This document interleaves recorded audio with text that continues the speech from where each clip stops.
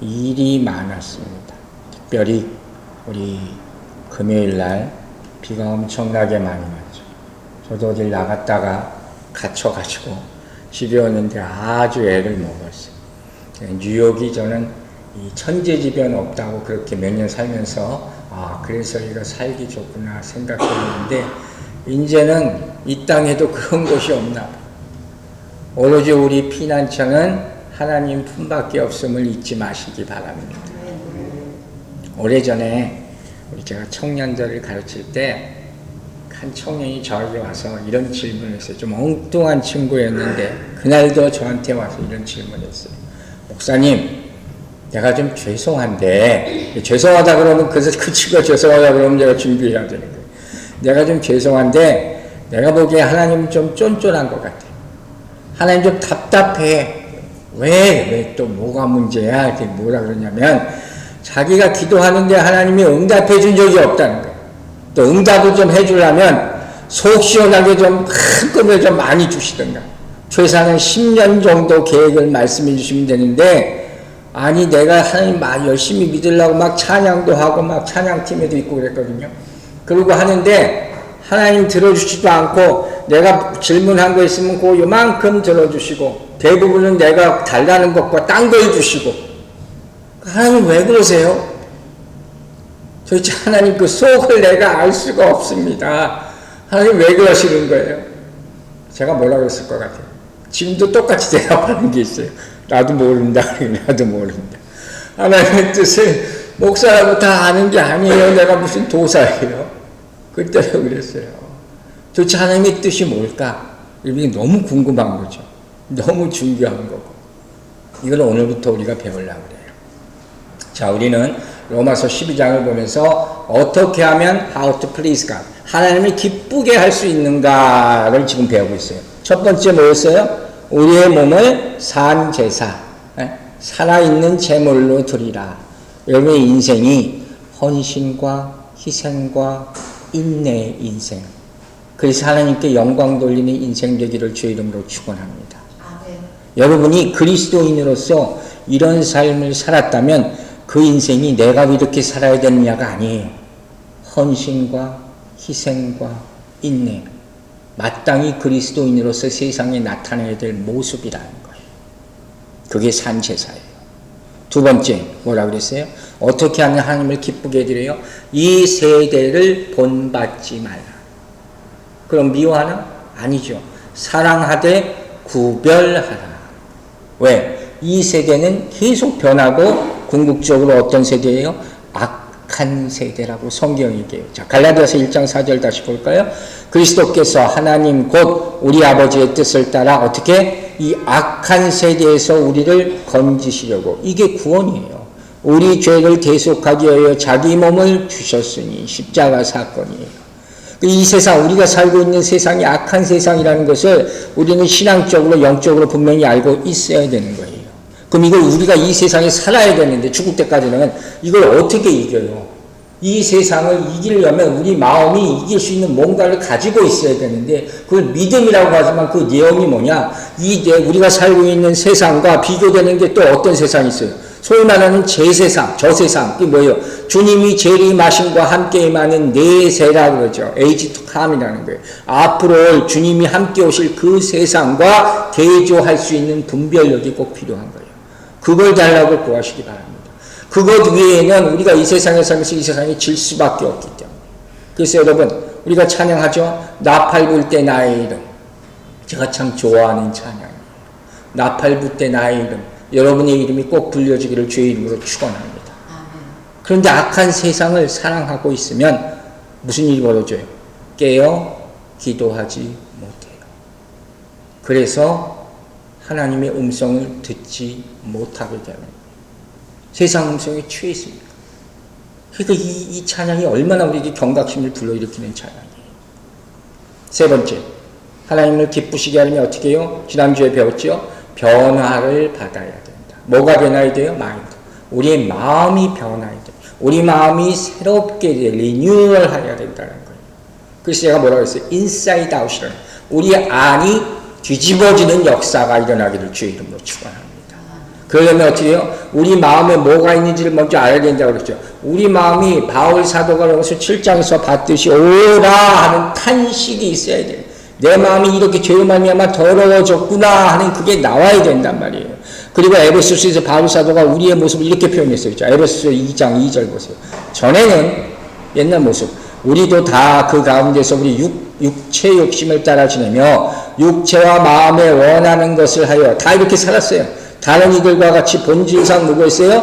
진노의 자녀였다. 우리가 좋아하는 것, 육적인 것만 좋아하며 살았어요. 예수 믿기 전에는. 이걸 확실히 인정하는 사람이 구원받은 기쁨을 누릴 수 있는 거잖아요. 그게 인사이드 아웃이란 말이에요. 그걸 뭐라 그래요? 속사람이 거듭나야 한다. 그리고 속사람이 거듭난 결과가 뭐라고요? 우리 지난주 암송구절 성령의 9가지 열매 뭐예요? 사랑과 희락과 화평과 오래참음과 자비와 양성과 충성과 온유와 절제, 이 모든 열매를 다 받으시기를 주의 이름으로 축원합니다. 이게 정말 나타나야 되는 거예요. 뭐라 그랬어요? 성경이 우리가 성령의 역사를 말미암아 나타나지 않는 것은 주님을 절대로 감동시키지 못합니다, 여러분. 내가 아무리 할렐루야를 해도 그게 성령이 하게 만드는 것이 돼야 돼요. 그렇게 기도하기를 바랍니다. 자, 그리고 오늘부터 정말 중요한 말씀 거듭 얘기합니다. 바로 하나님의 뜻이 무엇인가를 분별하라는 거예요. 시간을 좀 앞으로 할애할 수도 있을 것 같아요. 자, 먼저 이 말씀을 드리기에 앞서서 두 가지 중요한 전제의 말씀을 드릴게요. 데살로니가서 4장 3절이에요.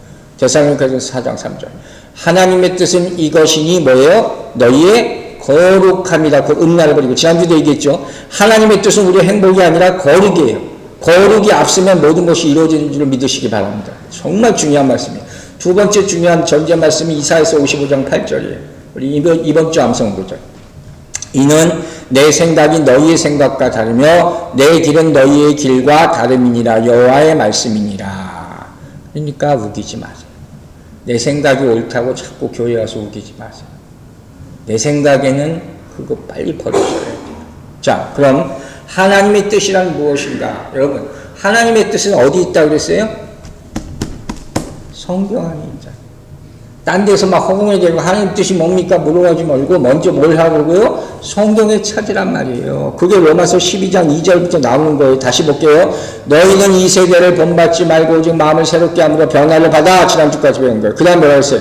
하나님의 선하시고 기뻐하시고 온전하신 뜻이 무엇인지 분별하도록 하라. 자, 여기서 하나님의 뜻, 제가 밑줄 읽어놨죠? 하나님의 뜻이 캐릭터, 즉 성격이 뭐냐 나오는 게 뭐예요? 선하고 기쁘고 그 다음에 온전한, 이 세 가지 캐릭터를 하나님의 뜻이 담고 있다는 거예요. 이것만 일단 여러분 기억하고 있으면 엉뚱한 생각을, 엉뚱한 하나님의 뜻을 찾지 않아도 되는 거예요. 그럼 보세요. 먼저 하나님의 뜻이 뭐라고요? 선하다. 이 선하다는 이거 일반적으로 말하는 그냥 착하고 안 착하고 그 얘기가 아니라 하나님께서 세상을 다스리는 윤리적인 기준이에요. 스탠다드가 뭐냐는 거예요.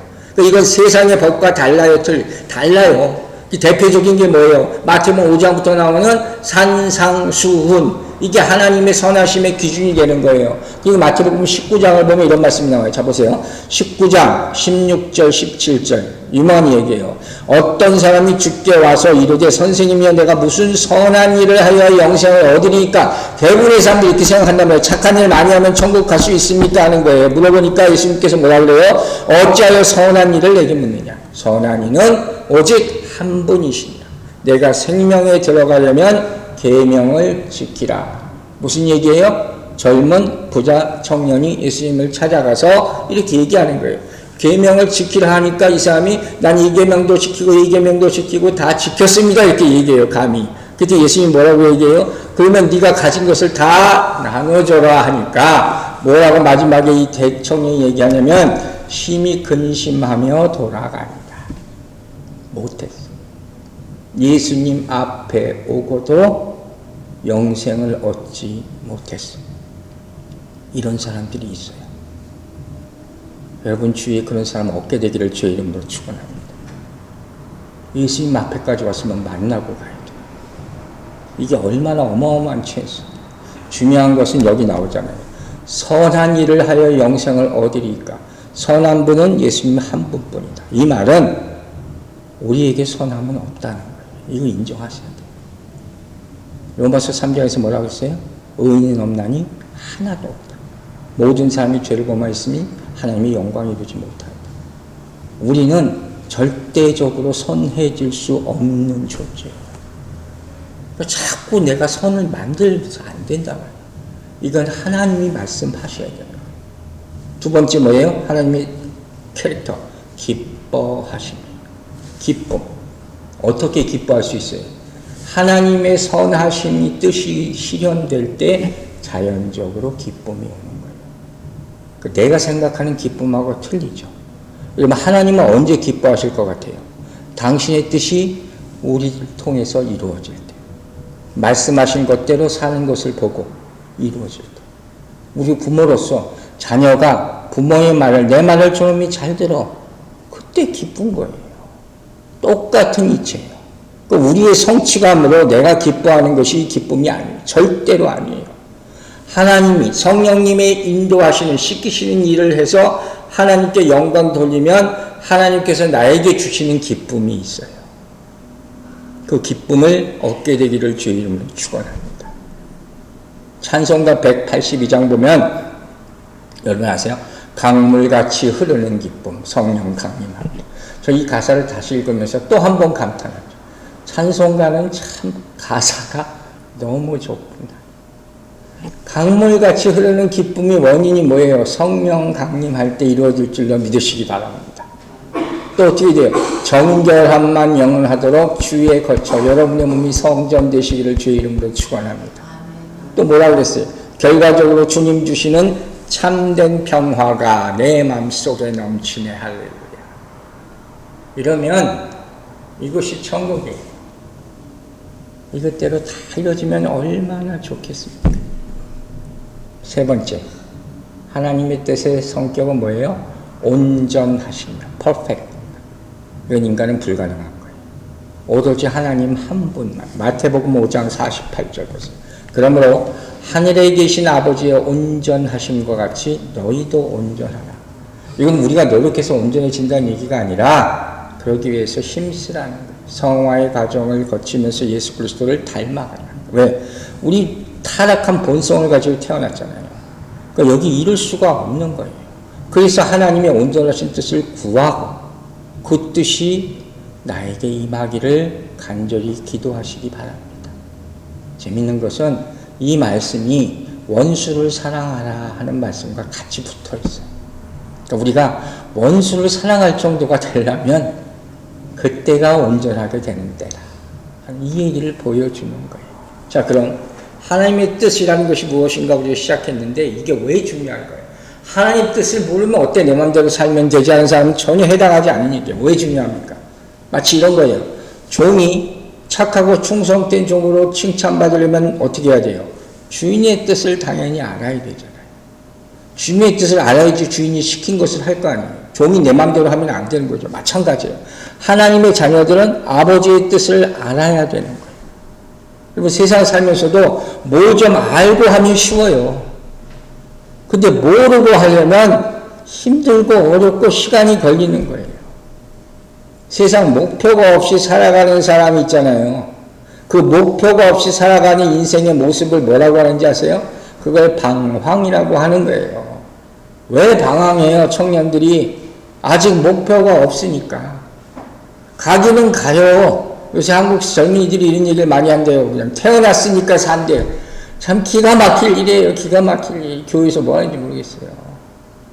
그 말이 되는 얘기예요. 태어났으니까 사는 게 아니라 하나님이 주신 목표가 있어서 그걸 가지고 살아야 되는 거예요. 여러분, 우리가 직장에 나가면 돈을 벌려면 그 돈을 버는 목적이 있어야 되는 거예요. 그냥 나가는 게 아니에요. 여러분, 오래 살고 싶은 분들이 많더라고요. 오래 살고 싶은 이유가 있어야 되는 거예요. 그냥 오래 살면 뭐예요? 건강하게 오래 살아야지. 예수 믿으면서 오래 살아야죠. 그죠? 결혼하고 싶어 하는 청년들, 왜 내가 결혼을 해야 되나? 성경에 나와 있어요. 그걸 알아야 되는 거예요. 자녀를 왜 교육하고 다스려야 되나? 그 목적이 있는 거예요. 이 목적이 있는 사람들은 삶이 좀 어렵다 하더라도 그래도 극복해 나갈 수가 있는 거예요. 왜? 그것이 다 의미가 있기 때문에. 그래서 이 그리스도인들에게 가장 중요한 것은 뭐예요? 내가 어떻게 살아야 되는 것을 들을 하나님의 음성을 들어야 돼요. 여러분도 하나님의 음성 듣기를 주의 이름으로 축원합니다. 근데 하나님의 음성을 누가 들어요? 아무나 못 듣죠. 누가 들을 수 있다고 그랬어요? 변화를 받은 사람이 하나님의 음성을 들을 수 있습니다. 그래서 변화를 받아야 되는 거예요. 절대로 내가 듣고 싶다고 해서 들을 수 있는 게 아니라는 거예요. 여러분 병원에 가보면 다 환자들이잖아요. 그런데 자세히 보면 이분들은 대부분 몸의 병에 있지만 사실 마음의 병들어 있는 분들이 많아요.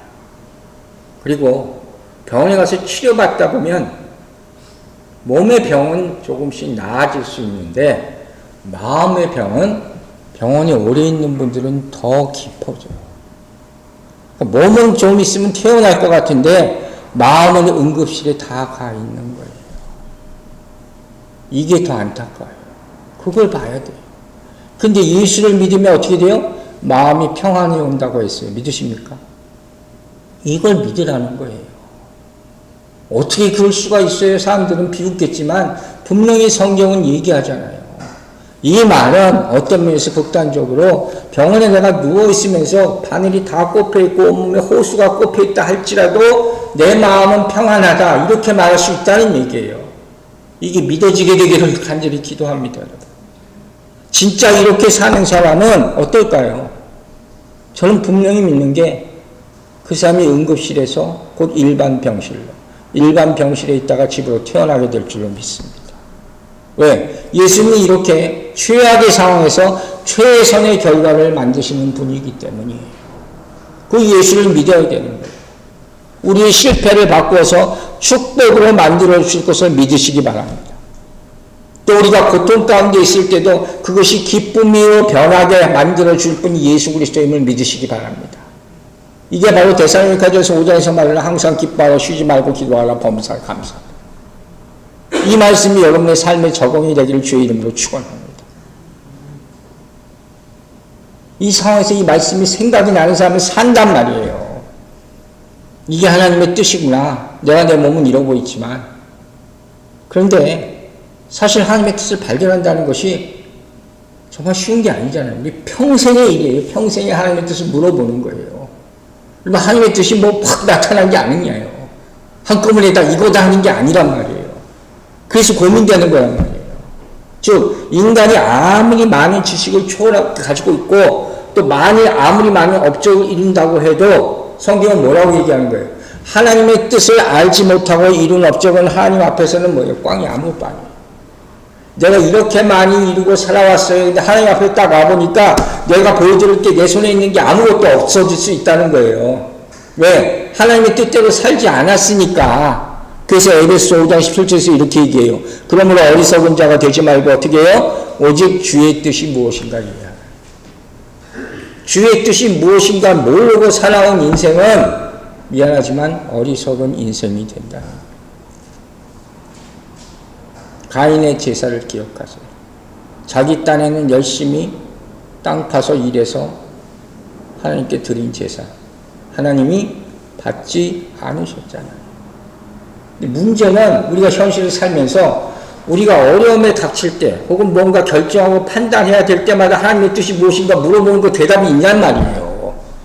그걸 물어보지도 않을 뿐더러 그때마다 또 물어볼 때 대답이 빨리빨리 안 오잖아요.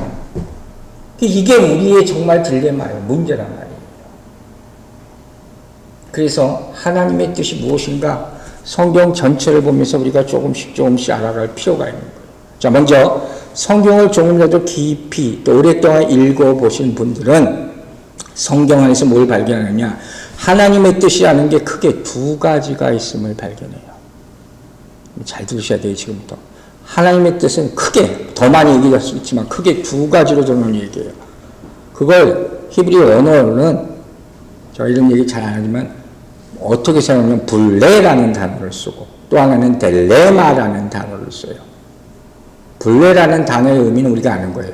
하나님의 주권적인 절대적인 뜻이에요. 그게 한 종류예요. 하나님의 절대적인 뜻. 즉 하나님의 뜻이 있어. 이건 누구도 거스를 수 없어. 누구도 저항할 수 없어. 구약에서는 이게 뭘까요? 이런 명령, 십계명. 이게 대표적인 하나님의 주권적이고 절대적인 뜻이에요.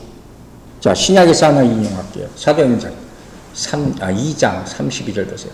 그가 하나님께서 정하신 뜻과 미리 하신 대로 내준 바 되었거늘 너희가 법 없는 자들의 손을 빌려 못 박아 죽였으나. 무슨 사건이에요?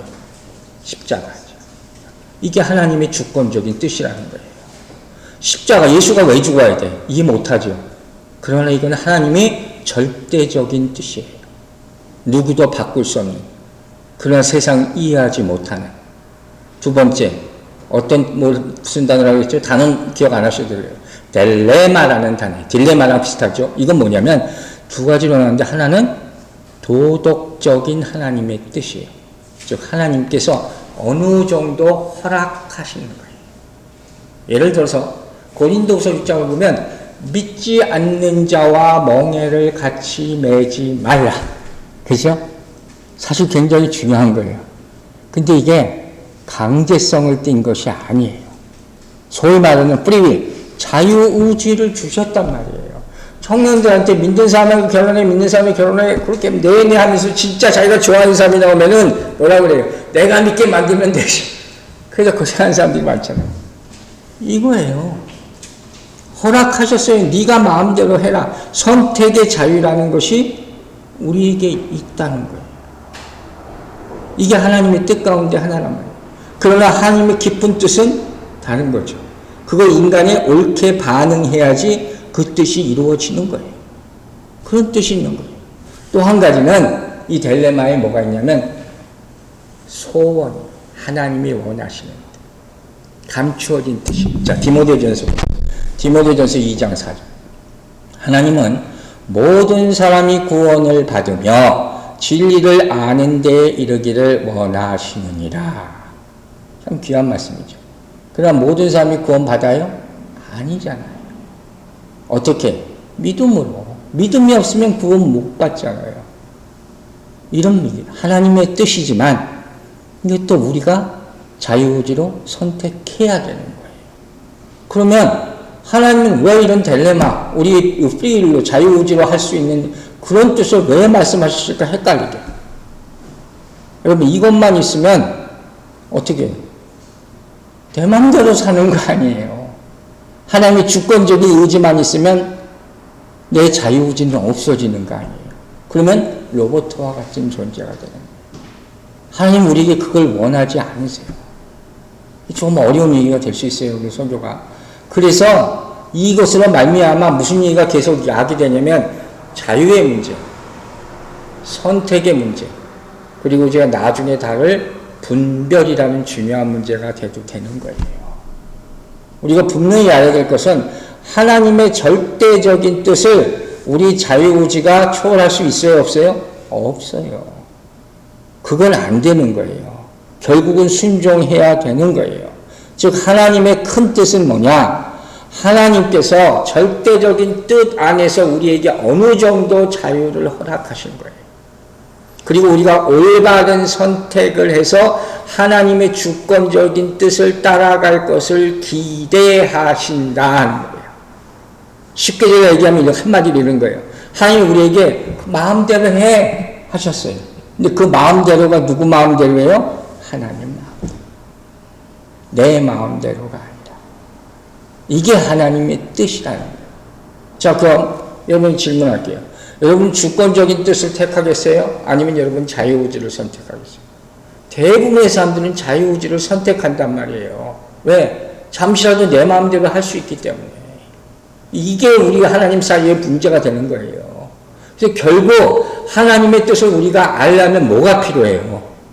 우리의 믿음이 필요하다는 거예요. 사랑과 신뢰. 이게 없으면 하나님의 뜻은 절대 알 수가 없어요. 그게 히브리서 11장 1절이에요. 믿음은 바라는 것의 실상이에요. 알고 싶은데 믿음이 없으면 끝까지 알 수가 없어요. 여러분, 믿지 않으면 볼 수 없어요. 아시겠죠? 변하지 않으면 뜻을 알 수 없어요. 이게 성경이 우리에게 알려주는 분별이에요. 다시 말합니다. 믿지 않으면 못 봐요. 사랑하지 않고 그 사랑으로 말미암아 변하지 않으면 하나님의 뜻은 절대로 이해하지 못해요. 베드로 생각해 보세요. 우리의 문제는 첫 번째, 하나님을 불신하는 거예요. 예수 믿는 사람이 뭘? 아니에요. 우리는 많은 경우에 온전히 믿지 못해요. 예를 들어서 하나님의 나를 향한 계획이 있어요, 없어요? 여러분을 향한 하나님의 계획이 있죠. 이게 너무 추상적인 것 같죠. 내가 왜 이 모양 이끌고 사는데 있어요. 믿으시기 바랍니다. 그 예가 아브라함 대표적으로 성공한 예. 그냥 떠나라 그랬잖아요. 아무것도 준 거 없어요. 근데 끝까지 믿으니까 믿음의 조상이 결국 되잖아요. 이 성공한 케이스란 말이에요. 또 우리의 문제는 뭐냐? 하나님이 나를 사랑하시는데 저 숱하게 들었거든요. 맨날 의심했었어. 끝까지 사랑을 믿으시기 바랍니다. 그걸 의심하지 마세요. 이 대표적인 예가 누군지 아세요? 저는 베드로라고 생각해요. 베드로가 예수를 3번이나 부인하는데 요한복음 21장에서 결국 예수님 다시 나타나셔서 무슨 질문을 해요? 네가 나를 사랑하느냐? 꼭 집어서 물어보시잖아요. 왜? 그 사랑을 회복시키기 위해서 하는 거예요. 이것도 우리가 걸려 넘어지는 문제예요. 정말 사랑하시나? 세 번째 문제. 과연 하나님의 뜻이 뭘까? 분별력이 없어서 또 못 따라가. 이게 우리의 문제인 거예요. 이 분별력이 없으면 인간의 마음은 믿음에서 바로 뭘로 넘어가느냐? 두려움으로 바뀌어요. 믿음이 없으면 두려움이 생기는 거예요. 이게 아담이에요. 먹지 말라고 그랬으면 믿음으로 먹지 말아야 돼요. 이러한 모습을 이사야서가 이렇게 보여주는 거예요. 이사야서 53장 6절 보세요. 우리는 어때요? 다 양 같아서 그릇 행하여 각기 제 길로 갔거늘. 이사야서 어디 가시나? 안 보이죠. 자, 이사야서 주보보세요. 53장 6절. 우리는 다 양 같아서 그릇 행하여 각기 제 길로 갔거늘. 이게 우리의 모습이에요. 우리의 모습. 여러분, 양은 착하고 하나님 말씀 잘 듣고 순종하고 그러지 않아요. 성도들 항상 양이라 그러죠. 여러분, 진짜 양 되시기 바랍니다. 다 제멋대로 가는 게 양이에요. 그런데 요한복음 10장 4절과 5절에 이렇게 나와 있어요. 자기 양을 다 내놓은 후에 앞서가면 그 다음에 뭐예요? 양들이 그의 음성을 아는 걸로 따라오되, 양은 목자의 음성을 듣는다는 거예요. 타인의 음성은 알지 못하는 걸로 타인에 따르지 아니하고 도리어 도망하니라. 여러분, 이렇게 되시기를 주의 이름으로 축원합니다. 여러분들 하나님의 양이라면 어떻게 돼요? 주님의 음성만 듣고 따라가야지 마귀 사탄의 음성 따라가지 말라는 거예요. 그걸 따라가니까 그게 무슨 양이냐 하는 거예요. 여러분, 기도할 때 제가 항상 얘기하죠. 사단의 음성이 들을 때 그걸 막으세요. 하나님의 전신갑주를 입고 내 스스로 안에서 내 자의 음성이 그때 잘라내라 그랬잖아요. 그리고 우리 성령의 음성만 듣게 되기를 주의 이름으로 축원합니다. 절대적으로 필요한 거예요. 그래야지 딴 길로 가지 않는단 말이에요. 자, 그럼 이런 불신과 의심 가운데 두려움까지 생길 때 도대체 어떻게 해야 되느냐? 성경이 말하는 한 가지, 여러분이 믿음을 선포하시기 바랍니다. 오로지 그것밖에 없어요. 믿음을 고백하세요.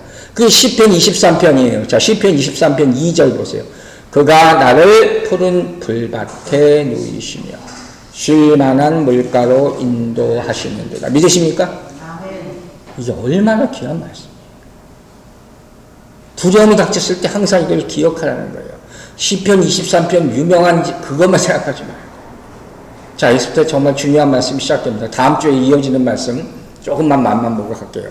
우리가 왜 하나님의 뜻을 알지 못하는가? 자, 이런 예를 들게요. 제가 여러 차례 얘기했지만 저는 목사가 될 줄 생각해 본 적이 없었다고 했잖아요. 이 말은 내가 인생 살면서 어느 시기까지 그런 고민을 해본 적이 없어요. 내가 목사가 돼야 되나 안 돼야 되나 고민해 본 적이 없어요. 물론 어느 시기부터 갈등은 했지만, 그죠? 이 의미를 잘 파악을 하셔야 돼요. 결국 결정한 것은 내가 아니에요. 그분의 강권적인 힘이지. 그리고 그게 하나님의 뜻이었다는 것을 나중에 알게 돼요. 그때는 몰랐다는 거예요. 그리고 나서는 고민한 적이 없어요. 여러분 이해가세요? 자, 에베소서 1장 1절 보세요. 하나님의 뜻으로 말미암아 그리스도 예수의 사도된 바울이 적은 인사말이잖아요. 이걸 언제 적었어요? 다메섹에서? 아니죠. 훨씬 나중에잖아요. 사울을 바울 되게 하신 분은 누구예요? 하나님이에요. 어떻게? 바울이 깨달아서? 아니, 때려 눕혀서 그가 한 건 아무것도 없어요. 그게 하나님의 뜻이라고 생각하는 건 한참 후예요. 아시겠어요? 모세는 자기가 이스라엘 민족을 출애굽할 줄 알았을까? 고민했을까? 천만의 말씀. 나이 80대 가지고 부르니까 그때도 억지로 끌려갔어. 여러분 잘 아시는 사울왕, 이스라엘 초대왕, 이 사람 이스라엘 초대왕이 될 줄 알았을까? 안 한다고 맨날 숨어 있었어요. 그러다가 잃어버린 암낙이 찾아가다가 누굴 만나요? 사무엘 선지자를 만나요. 그 기름 부어서 왕이 돼버린 거예요, 그냥. 중요한 말씀을 할게요. 여러분, 하나님의 뜻을 구한다고 해서 지금 당장 얻어주는 게 아니에요. 잘 알아두셔야 돼요. 다만 우리는 하나님과 함께 하고 있어야 함을 잊지 마시기 바랍니다. 언제 그걸 알지 모르니까. 자, 마지막으로 하나님의 뜻을 검증하는 방법 3가지를 간단히 얘기하고 마치게요. 이게 하나님의 뜻인가? 그게 너무 궁금할 것 같아서 살짝 얘기하는 거예요. 첫 번째, 내 내면의 확신, inner conviction이 있어야 돼요. 내면의 확신이 있어야 돼요. 그게 뭐예요? 하나님의 캐릭터 가운데 하나, 기쁨이에요. 기쁨. joyfulness. 여러분, 여러분이 찬양할 때 정말 여러분의 영혼이 기쁨으로 찬양하게 되기를 주의 이름으로 축원합니다. 그게 기쁘지 않으면 예수 믿는데 정말 문제가 심각한 거예요. 그래서 어떤 사람은 인생을 살면서 어느 길을 선택하고 가야 될 거 아니에요. 평생 동안 불평하고 살아요. 어떤 사람은 보기에 정말 힘든 길을 가는 것 같은데 마음에 기쁨이 있어. 후자가 되기를 주의 이름으로 축원합니다. inner conviction. 이걸 다른 말로 하면 하나님의 뜻이라면요, 세상 말대로 삐걱거리지 않아요. 세상이 보는 것과 틀려요. 자기의 확신이 있기 때문에. 성령의 역사는 제가 뭐라 했어요? 자연스러운 거예요. 성령은 억지로 하지 않아요. 여러분, 하나님의 뜻이 동그라미라고 생각해 보세요. 내 뜻은 네모나 정사각형이에요. 근데 자꾸 내 뜻대로 하나님의 뜻을 하려고 하면 어떻게 돼요? 찢어져요. 아파요. 그래서 상처가 나는 거예요. 순리라는 말 아시죠? 성령은 순리대로 역사합니다. 그때 이런 마음에 기쁨이 있게 되기를 주의 이름으로 축원합니다. 두 번째, 어떤 확신을 가져야 되냐? 하나님의 뜻이 임하면요, 그 일이 계속 기도 제목이 됩니다. 계속 기도하게 되는 거예요. 아시겠어요? 여러분이 어떤 문제, 하나님이 주신 문제를 놓고 내 인생의 문제를 놓고 기도해요. 근데 언제까지 기도해야 되나? 이런 소리 하지 마세요. 왜? 그 기도하는 자체가 하나님과 계속 교제하고 있는 축복임을 믿으시기 바랍니다. 이게 얼마나 귀한 시간이에요. 이게 바로 쉬지 말고 기도하라는 거예요. 어떻게 쉬지 않고 기도합니까? 그럼 바보 같은 질문인지 하지 마시고 하나님이 기도하게 하실 때 내 인생에 관해서 계속 교제하게 되길 주의 이름으로 축원합니다. 이렇게 하다 보면 무슨 일이 일어나요? 이렇게 하다 보면 하나님이 여러분, 내가 하나님의 뜻이 무엇인지 조금씩 이해하고 행할 수 있을 때까지 기다려주고 계시구나. 나를 만지고 계시구나. 변화시키고 계시구나. 이 시간이에요. 그리고 이 시간 가운데 여러분 안에 평화가 임하게 되는 것. 이게 하나님의 뜻이에요. 마지막, 어떻게 하나님의 뜻인지 아느냐? 감사가 나오는 거예요. 여러분, 하나님의 계획은 반드시 이루어짐을 믿으시기 바랍니다. 아브라함을 보세요. 100세에 결국 아들을 낳잖아요. 감사가 없는 결과는 축복이 아니에요. 오히려 축복을 던지는 거예요. 불평이라는 게 그렇게 우리 신앙생활이 나쁘다는 얘기예요. 하나님의 뜻이 있어도 절대로 나를 통해서 성취될 수가 없어요. 내가 막으니까. 그러면 어떻게 계속 감사할 수 있느냐? 우리 삶 가운데 중요한 거 하나만 얘기할게요.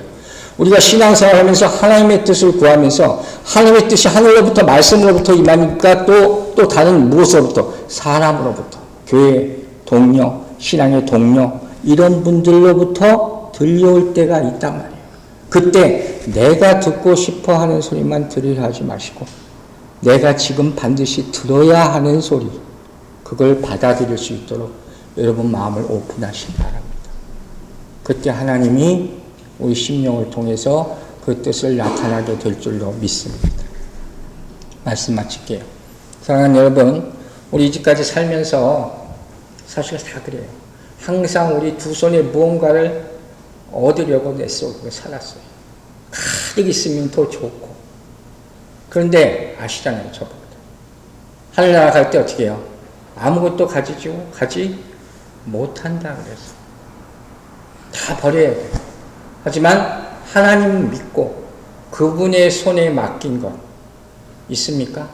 그건 끝까지 남아있을 줄로 믿으시기 바랍니다. 그게 상급이에요. 하늘에 맡긴 것.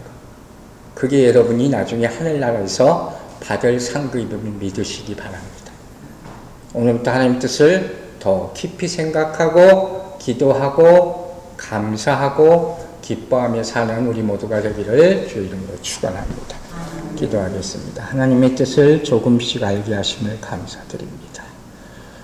이때 우리가 이 말씀을 깊이 묵상하게 하심을 감사드리고 우리로 하여금 다가오는 하늘나라를 소망케 하심을 감사드립니다.